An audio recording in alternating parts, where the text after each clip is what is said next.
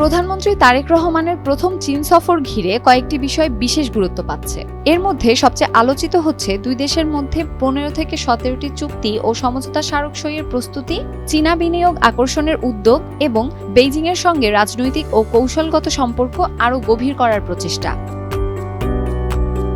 সফরের অংশ হিসেবে বেইজিংয়ে বাংলাদেশ ইনভেস্টমেন্ট ফোরামে চীনা ব্যবসায়ীদের সামনে বাংলাদেশের বিনিয়োগ সম্ভাবনা তুলে ধরেছেন প্রধানমন্ত্রী। একই সঙ্গে চেরি গ্রুপ, হান্দা গ্রুপ ও চায়না ট্যাক্স কর্পোরেশনের মতো বড় চীনা প্রতিষ্ঠানের শীর্ষ কর্মকর্তাদের সঙ্গে বৈঠকে নতুন বিনিয়োগ ও শিল্প সহযোগিতা নিয়ে আলোচনা করেছেন।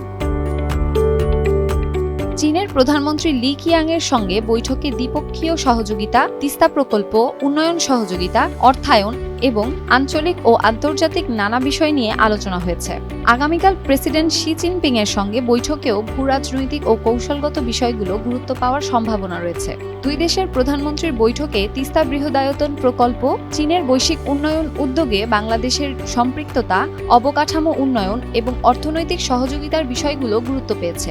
এছাড়া চীনের অর্থায়নকারী প্রতিষ্ঠান সিটকা ও এক্সিম ব্যাংকের সঙ্গে সম্ভাব্য প্রকল্প ও আর্থিক সহায়তা নিয়েও আলোচনা হয়েছে। সফরের আরেকটি গুরুত্বপূর্ণ দিক হল রাজনৈতিক যোগাযোগ বৃদ্ধি। বিএনপি ও চীনের কমিউনিস্ট পার্টির মধ্যে সহযোগিতা বিষয়ক সমঝোতা স্মারক সই হয়েছে। সফরে যেসব দলিল সই হয়েছে তার মধ্যে রয়েছে উন্নয়ন সহযোগিতা, মংলা বন্দর আধুনিকায়ন, চীনা ভাষা শিক্ষা, কৃত্রিম বুদ্ধিমত্তা, কারিগরি শিক্ষা, পরিবেশ বান্ধব জ্বালানি এবং গণমাধ্যম সহযোগিতা সংক্রান্ত বিভিন্ন চুক্তি ও সমঝোতা স্মারক। কূটনৈতিক মহলের মতে তারেক রহমানের এই সফর শুধু চুক্তি স্বাক্ষরের মধ্যেই সীমাবদ্ধ নয়, বরং বাংলাদেশ চীন সম্পর্ককে বিনিয়োগ ও রাজনৈতিক সহযোগিতার নতুন পর্যায়ে নিয়ে যাওয়ার একটি গুরুত্বপূর্ণ পদক্ষেপ। শামসুন নাহার দোলন, টাইমস টুডে।